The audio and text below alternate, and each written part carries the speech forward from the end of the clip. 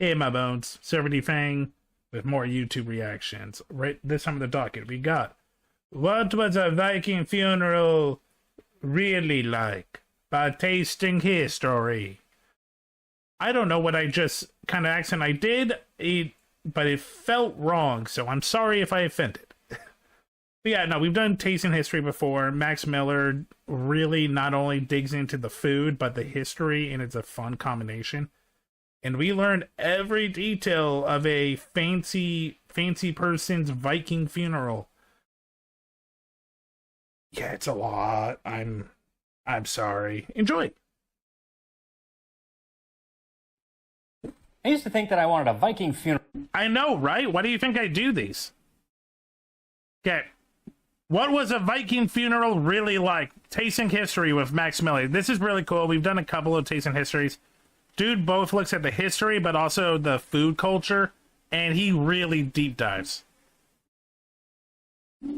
Funeral when I died. Burning boat being pushed down the river and all that. And then I learned what a Viking funeral was actually like, and yeah, it is not for me. In fact, there's only one aspect that I think I would enjoy, and that is the copious amounts of food. So I will say, I think me and most North Americans, when we hear Viking funeral, I think all we know is boat go on fire. Specifically, these round loaves of bread, which were baked especially to be burned or buried with the mighty Viking. Those so look thank you to Factor for delicious. sponsoring this video as I tell you what a Viking funeral was actually like. This time on Tasting History. Huzzah! Is that what it's called in Russian? Lipyoshiki? Yo, we're gonna go celebrate great-grandgrand's Lipyashki. I apologize.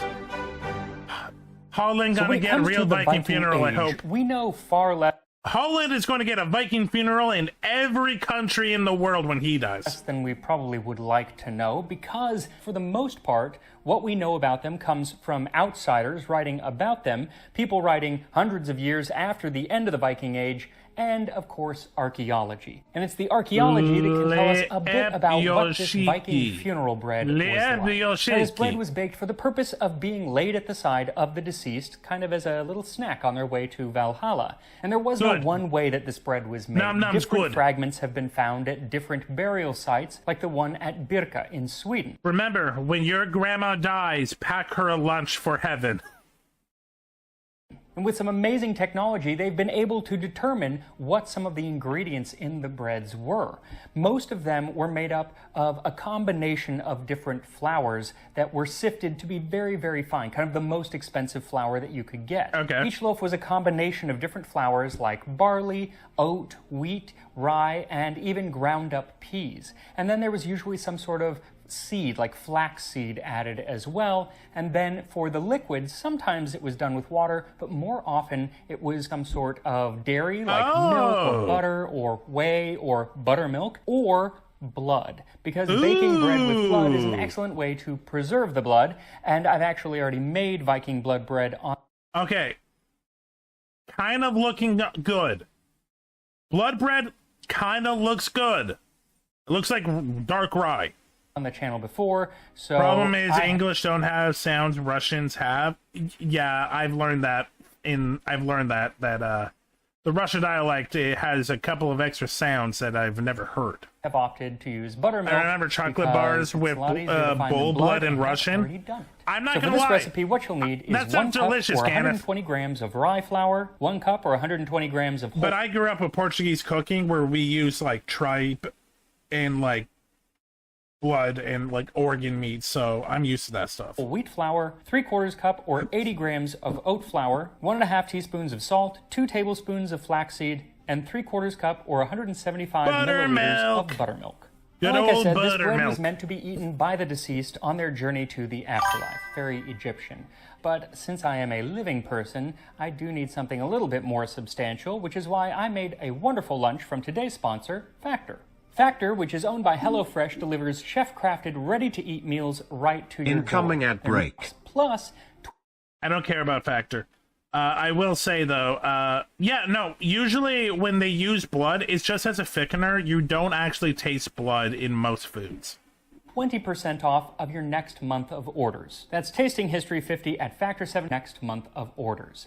Now, while you can prepare a factor meal in about 2 minutes, it does take a little bit longer to make some Viking bread, but not as long as you might think, because you'll notice that this was unleavened. I didn't add any leavener in hemotogen blood used as iron source. So it was an unleavened flatbread, which doesn't take that long to make, about 20 minutes from start to finish.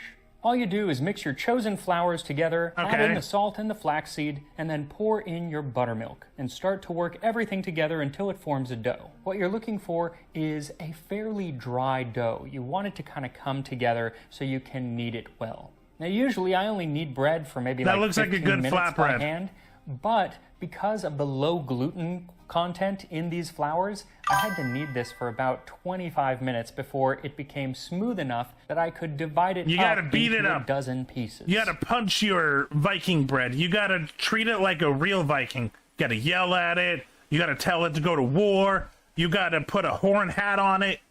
Viking bread is for real Vikings. Then form the dough into a ball. To be fair, Vikings and Slavic ain't that distant one from another, just one boat ride. Should be fairly thin, but not as thin. I do know that Slavic and Scandinavian cultures do overlap.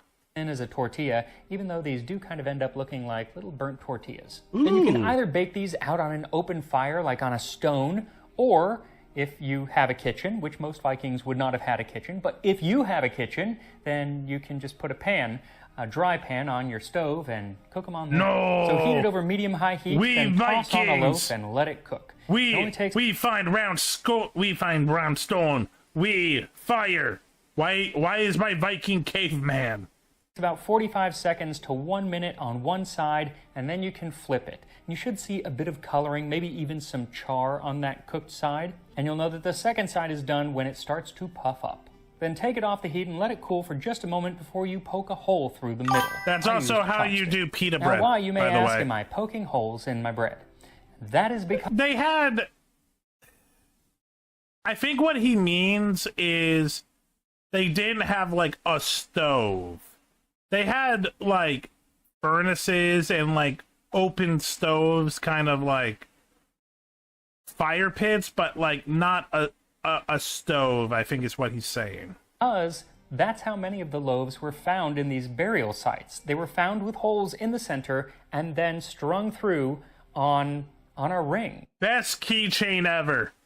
Oh, what do you have? You have a plushie? You have a Labubu? Nah, I got Viking pita on my keychain. Like this. And they were usually metal, like either iron or some other sort of metal ring. And they're not entirely sure why this was. One theory is that this is how they were hung in daily life, though they would have been hung on a string of like flax or hemp, something cheap. But when you have like a Viking chief, Vikings actually did a hemp rope, have good hygiene, believe it or not. Nice with metal. I mean, for the age. That's how you do it. So now that we know how to make this bread, I think we need to take a closer look at the event that the bread was made for. Death. The Viking funeral. The Viking funerals that you see on TV and film are usually a body being put onto a boat and then set out into a river and lit with a fiery arrow of some sort, and letting it blaze. And while it's impossible to say that that never happened, it's unlikely that it was at least a common practice, because as the ship sank and burned, it wouldn't have burnt everything completely. The water would have extinguished it, and so you'd probably end up with like a half-charred corpse just bobbing along in the water. That's very undignified. Gam Gam! Remember to sink! Sink, Gam Gam! Maybe they wanted to keep bread clean? Possibly. But this wasn't completely just made up out of thin air. It is based in some reality. Many a powerful Viking, and I use the word Viking to refer to everybody of the Nordic culture at the period, rather than just meaning the raiders. Many a powerful Viking has been found buried or burnt and buried with a Viking longship. One of the most famous archaeological sites... Gam Gam, remember to be dead corpse that tries to sink. Gam Gam, remember to eat your bread to heaven. In the Nordic region is the Oseberg burial mound. In the center of this site was a well-preserved Viking longship in exquisite condition. That is beautiful. Dating from around the first third of the 9th century, it is 70 feet long, nearly 17 feet across, and was fitted with a 30-foot mast and 15 oars on each side. What's interesting is that while this tended to be a male-dominated society, at least amongst... Oh, they were burned with their steam library. Oh, Jorgelson, I see you're really into COD. Ew. Their leaders, the people on this boat were actually women. It was 2 women. One was about 80 years old. The other was considerably younger, either 25 or 30 or 50, depending on what method they used. And they were both dressed in a way that it's kind of hard to tell which had a higher social status. But they were buried with a lot of fancy grave goods. These are the things like the bread and the ale and other food, as well as daily objects meant for the journey to the afterlife, like a highly decorated sleigh, a cart, bedposts, wooden chests, and a bucket with a brass and cloisonné ornament of a man sitting in a position which has earned the artifact the name of the Buddha bucket. First of all, I love the Buddha bucket. It's 10 out of 10. I love the idea that Vikings were like, okay, you're going to go to heaven. You're going to go to a place where all your wants and needs are going to be taken care of. But they have shitty bed frames. So here's your bed frame, your favorite blanket, and a pillow. Buddhist Vikings. That, honestly, I would watch that movie. Now, not everybody would get a fancy longship like this for their burial. You had to be pretty important. Even some high-ranking warriors were just buried or burned with their sword and their shield. That was enough for them. But then there was also this kind of like Buddha middle statue, tier where it's his you teddy got bear. a longship, kind of. It was made out of stones. Several of these burial sites have been found and are often the resting places of dozens or even hundreds of people. Now, what exactly was happening at these funerals is kind of hard to suss out because, one, they were taking place over many, many years in many, many different places, but also they weren't writing down like exactly what was happening. So we're relying on much later authors who are usually... What? Vikings weren't like, okay, so step 1 of Jorgelson's funeral, flowers. Step 2, bread. Step 3, keychain. Step 4, boat go on fire. Damn, Vikings hated paperwork just like me. You know what? I kind of believe that. Writing in the form of myth, or foreign authors who maybe don't exactly understand what they're watching. For instance, the Icelandic poet Snorri Sturluson, who was writing hundreds of years after the end of the Viking Age and was clearly writing myth, he described several funeral practices of the Nordic people. Like in the Prose Edda, he talks about how people needed to have their fingernails and their toenails cut before they were buried because it would stop Naglfar from being constructed. Naglfar being a ship entirely made of the fingernails and toenails of the deceased that was supposed to come ferry different monsters to battle the gods at Ragnarok. No nails, no Ragnarok. He also described some of the post-funeral feasts that they would have, and again, they're clearly mythological, but there was probably some basis in reality.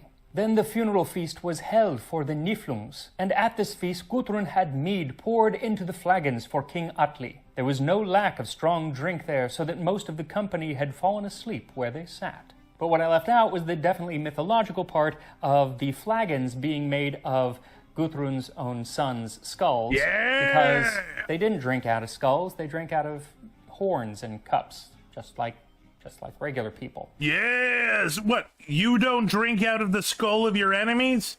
Max, you're not living. I have mine rhinestoned. But they did drink a lot at these feasts, so that part is based in reality. Both the Hey, if you are any kind of human in Europe from the beginning of the continent to now, you just have to say they were probably drunk. The answer is they were probably drunk. Funeral ale and the feasts themselves were known I as use Silver Visdoming, Skull on and it weekends. tended It's to empty, take so place he 7 doesn't days notice. after a True. person had died. While participating in ritual drinking, it was a time for new oaths to be sworn and a time for the heirs to receive their inheritance. But this is something that took place after the funeral, and I want to know what it was like at the Viking funeral. And for that, we really have one well-written source that kind of describes it all happening. But it comes with a lot of caveats. First of all, it's describing a Viking funeral amongst the Rus, who were people... Oh, boo! Boo! Who cares about the Rus? The Rus are all smelly, gross people. Ew, the Rus? They probably became obsolete. They probably don't have any origins in modern day. They probably all died kissing each other on the lips. For anyone that doesn't know, my editor, Ganef, is not Russian, but is probably Slavic or Rus descendant, and I am picking on him. I have no anger towards the Rus. People who had been Vikings up in Norway and Sweden. I know you're from Kazakhstan, but knowing the origins of like Kazakhstan and countries like that, chances are you probably have like Rus Slavic blood in you. And had moved south into what is now Russia. It's where we get the name Russia. But it had been about 100 years since they had done that, so it's unclear kind of if their practices... Oh, yeah, no, you're right. You probably are more Mongolian. Yeah. Yeah, that's true. My bad. ...had intermingled with those people who were already there. Also, it's written by someone who is foreign and probably doesn't know exactly what he's watching. He didn't speak the language. He did have an interpreter, but we don't know how well that interpretation went. We just don't know. He was from Arabia. The more you know, a traveler named Ibn Fadlan, and he had gone up there and spent time with these Vikings and wrote down a bunch of stuff about them. He definitely had some biases against them, but he was really interested in what their funeral practices were like, and he finally got to watch one, and he wrote them down. So again, we don't know. Maybe this was a one-off. We don't know who got this treatment. I hope you had fun talking to me. All over the Viking world or just in this one place, but it's the best we got. It's the account of the funeral of a wealthy chieftain. And Fadlan says that after the chief has died, they placed him in his grave, which they covered with a roof, and they left him there for 10 days, Have a good waiting shift. while they finished cutting and sewing his garments. They gather his fortune and divide it into 3 portions, one for his household, one for the making of his funeral clothes, and another for the alcohol that they will drink on the day. Okay, this actually is smart. This is smart. Not forcing it on the family and actually being like, okay, this is going to the funeral costs. This is going for everyone's drinking. That makes sense. I like this. That his slave girl kills herself and is burned with her master. Okay, we're not gonna... that part... Okay, maybe I paused way too early. That part is not cool. Don't kill your slave girls. Are addicted to this drink. They drink it night and day, and sometimes one of them dies, cup in hand.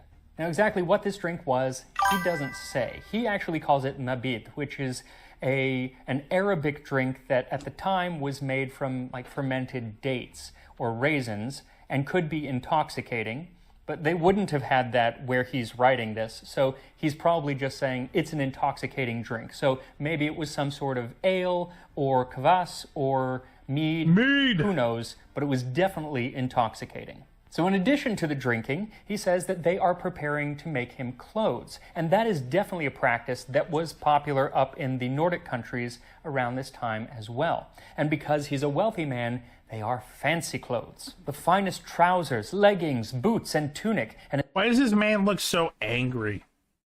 He's just like, no one wants to talk about my horn or my fancy shoes. I'm mad. Grr. A silk caftan with gold buttons and a peaked cap covered with sable. And then he mentions the slave girl, and this would have been one of the thralls that belonged to the dead man. And Ibn Fadlan says that the thralls are approached and asked which of them offers to be sacrificed with their master. Oh my God. And invariably, one of them agrees. And once they have spoken, the words are binding, and there is no turning back. If they wanted to change their mind... Hey, most cultures, just let women be women, please. They would not be allowed to. It is usually the girl thralls who offer to die. And lest the girl change her mind, get cold feet about the whole thing, she is put with 2 other girls who watch her day and night and do not leave her side for the next 10 days while the clothes are being prepared. And during this time, the girl, rightly so, drinks, and drinks a lot. And she dances and sings, and according to Fodlan, is very cheerful and happy. Then when the day came that the great man and the female thrall were to be set on fire, I went to the river where his boat was moored. I saw that they had beached his boat, and it was supported by 4 posts of kadank wood, and a wooden frame had been erected. The boat was hauled up to rest on top of the structure. And then they built a yurt, or sort of tent, on the boat, and inside of that they built a bed. It was just mattresses and some Byzantine silk brocade cushions. And then an old woman comes, who Fadlan says they call the Angel of Death. And she's the one who's in charge of making the bed. She's the one in charge of preparing...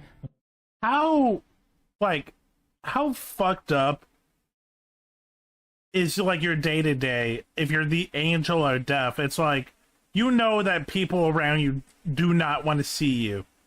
It's like, oh, look, it's the Angel of Death buying an orange. It's like, God, that woman, man. I hope she had a good life, because she definitely probably got a lot of eyes. The funeral clothes, and, as her moniker would suggest, it is she who kills the slave girl. I saw that she was a witch, thick-bodied and sinister.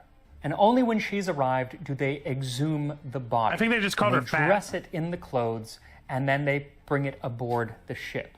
And around it, they start to lay the grave goods. And first, it's food. It's things like the alcohol and meat and onions and basil, he says, is there, and different fruit, and of course, lots of bread. Then come the animal sacrifices. First, it's his dogs, then 2 horses and 2 cows and 2 chickens. They're all cut up and thrown up onto the boat. And then the girl arrives.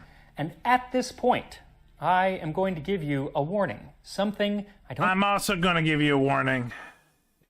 I'm going to watch it, but I understand. I don't think I've ever done in a video, so pay attention. If up to this point you have felt squeamish at all, or uncomfortable, it's going to get worse. So go to the part of the video where I'm tasting the bread. I am also like, yeah, give me about a couple of minutes. If you're uncomfortable, skip ahead. The slave girl who wished to be killed came and went, entering one yurt after another. The owner of the yurt would have intercourse with her and say, "Tell your master that I did this out of your love for him." By the evening, the girl came and arrived at the boat, and they put her on something that he says looked like a door frame. And then they lifted her up into the air 3 times. And the first time, she said that she could see her mother and father who had passed. And then the second time, she said that she could see all of her dead relatives and her ancestors.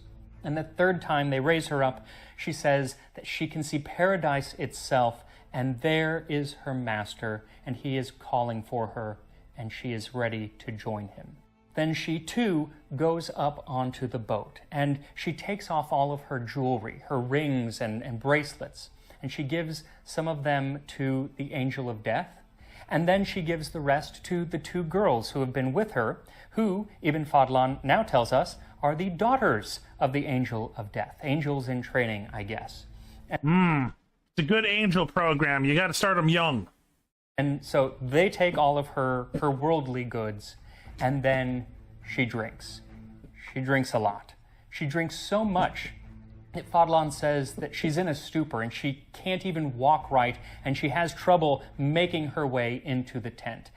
But the old woman helps her, and she goes into the yurt. Then the men begin to strike their shields with their staves to drown out her cries, so that the other thralls would not be frightened and not wish to die with their masters. Then 6 men enter the yurt and lie with the girl, and then she lay beside her master. The Angel of Death came and put a rope around her neck and gave the 2 ends to 2 men to pull on.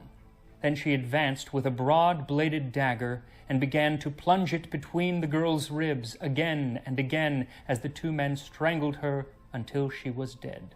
Then the dead man's closest male relative came forward and picked up a stick, which he lit at a fire.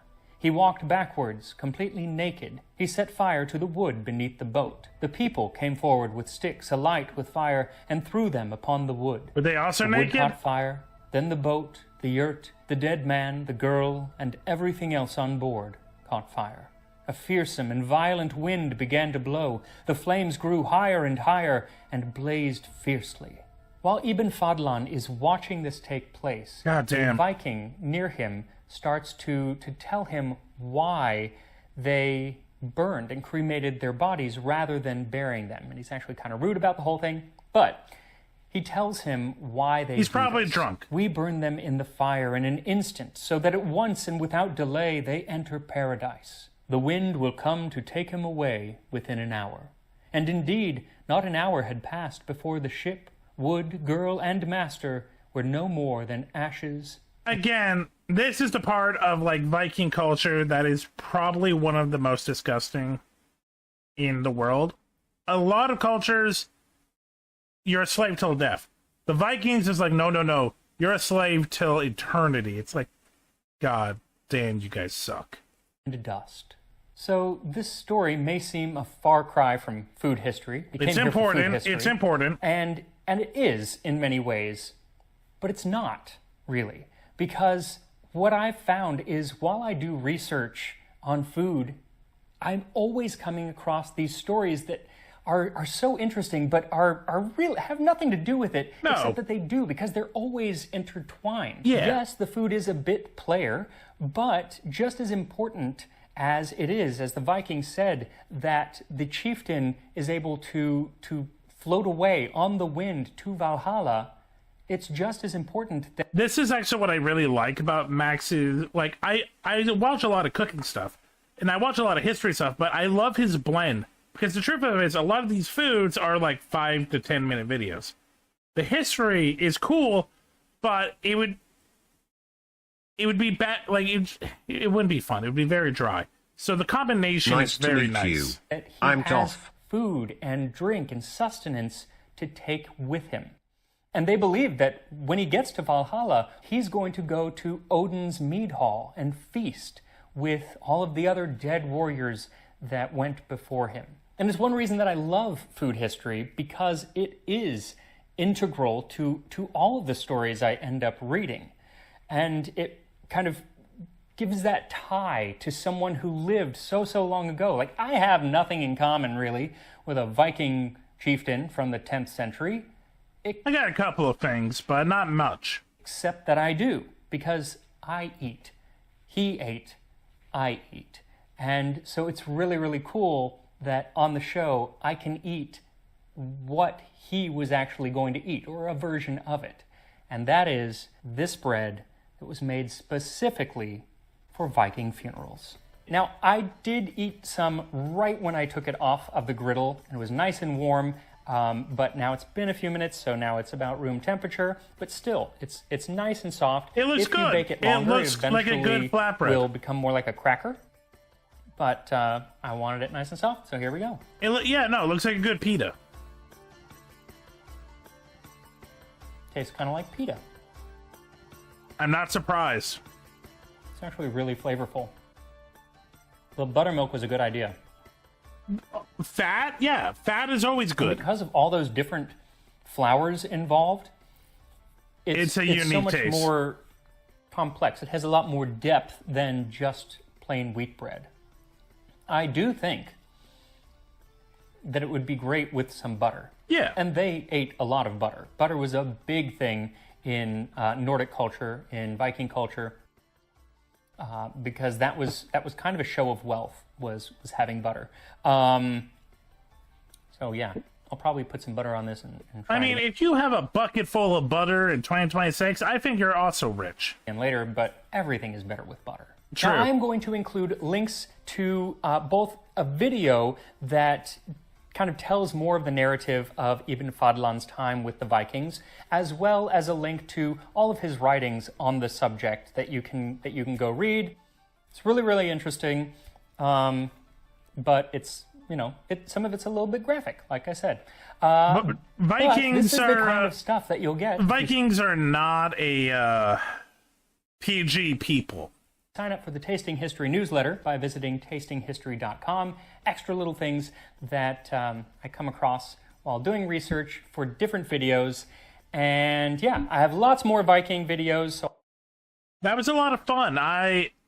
I'm glad that I learned. I kind of already expected that the Viking Funeral was a more like incoming ad break for like chieftains and stuff like that, but getting more details, getting more understanding, it was a lot of fun. And also that bread looks amazing. I'd love to have that bread.